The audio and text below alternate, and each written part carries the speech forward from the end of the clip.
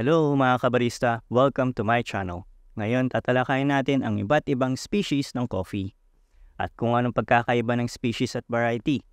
Pero bago ang lahat, tara, kape muna!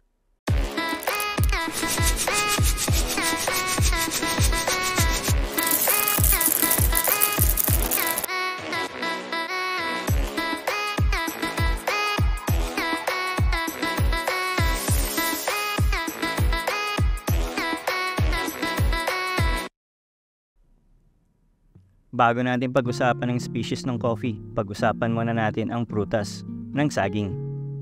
Siguro nagtataka kayo, bakit prutas ng saging? At ano ang relasyon niya sa kape? Pinili ko yung saging kasi mas pamilyar tayo sa iba't ibang uri ng bunga ng saging. Halimbawa, lakatan.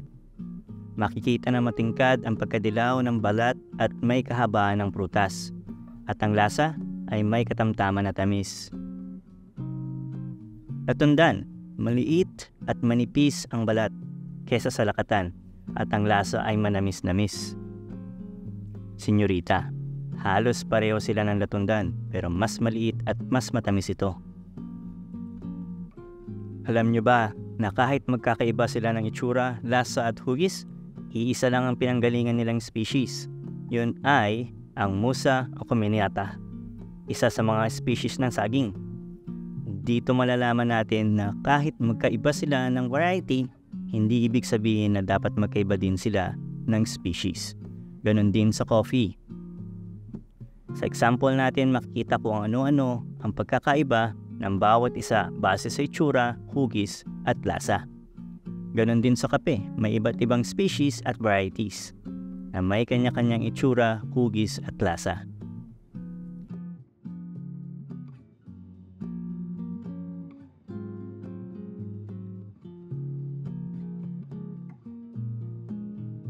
Simulan natin at alamin ang taxonomy ng kape. Ano ang taxonomy? Ito yung division ng biology na nakasentro sa pag-aaral kung paano magpangalan ng mga bagay-bagay. Sa taxonomy, meron tayong classification: domain, kingdom, phylum, class, order, family, genus, species, at variety. Sa coffee, ang domain ay Eukarya, kingdom, Plantae, phylum, Magnoliophyta, class, Magnoliopsida, order, Gengeniales, family, Rubiaceae, genus, Coffea o tawag din nating coffee. Ang species, Arabica, Canephora, Liberica. Ang huli ay variety, Geisha, Robusta, Excelsa, at maraming pang iba. Nasa mahigit 120 species ang meron sa coffee.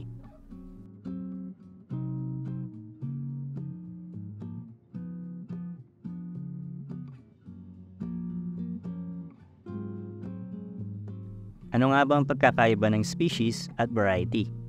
Ang species ay tumutukoy sa lahi ng mga organismo na kayang manganak sa pamamagitan ng interbreed.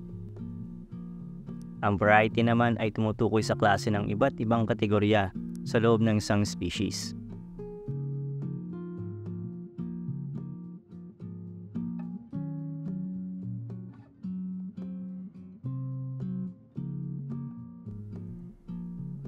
Ang typical na species na makikita natin ngayon commercially ay Arabica, Canephora, at Liberica. Ang Arabica ang pinakapopular na species ng coffee beans. Maraming variety ang Arabica tulad ng Bourbon, Catuai, Catimor, Caturra, Geisha, at marami pang iba. Ang Canephora ang pangalawa na popular na species ng coffee. Mas kilala ang Canephora sa kanyang variety na Robusta. Kaya mas mapapansin na mas ginagamit ang pangalan na Robusta kesa sa Canephora. Marami pang variety ang Canephora tulad ng Kawilu at S274. Ang Liberica ang pangatlo na popular na species ng coffee. Ang variety nito ay Cape Barako at Excelsa.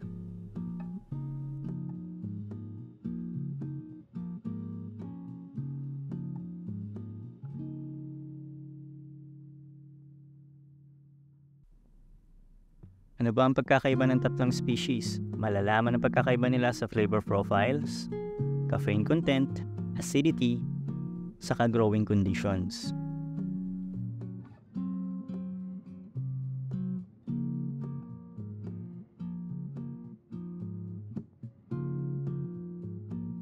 Unahin natin ang Arabica. Ang Arabica coffee ay isa sa pinaka-commercialized na species ng coffee. Flavor profiles ng Arabica. Kilala ang Arabica coffee beans na may mild and complex flavor profile. Ang flavors na fruity at floral to nutty and chocolate. Manamis-namis ito at mas smooth kumpara sa ibang coffee beans. Acidity. Typical sa species ng Arabica ang may mataas na acidity na nagbibigay ng bright at lively flavors. Caffeine content. Mas mababa ang content ng caffeine ng Arabica kumpara sa Canephora. Growing conditions. Ang puno ng Arabica ay medyo maselan kumpara sa ibang species ng coffee. Madali itong magkasakit, kaya kailangan ng specific growing condition tulad ng mataas na altitude at medyo may kalamigan na temperatura.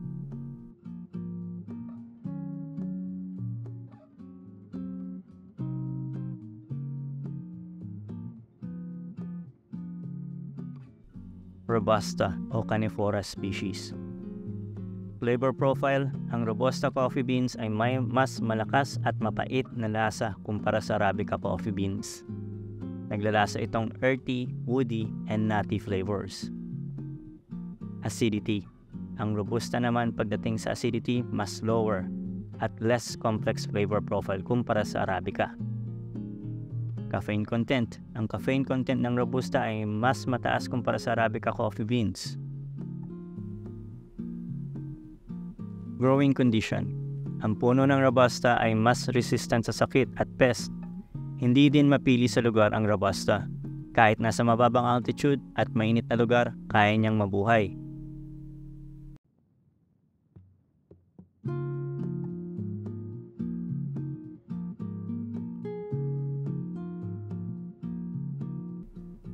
Liberica.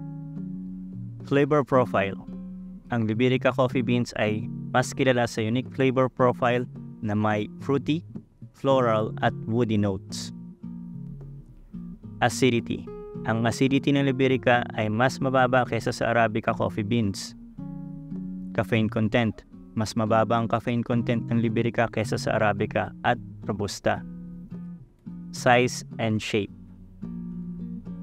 Ang beans ng Liberica ay mas malaki at irregular na hugis kumpara sa Arabica at Robusta. Growing condition. Ang puno ng Liberica ay mas malaki at robust kumpara sa Arabica at Robusta. Hindi rin maselan ang puno ng Liberica, pwede ito mamuhay sa higher at lower altitude.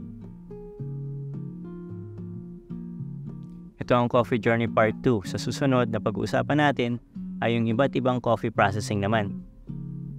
Sana may natutunan kayo. So please like and subscribe. And thank you.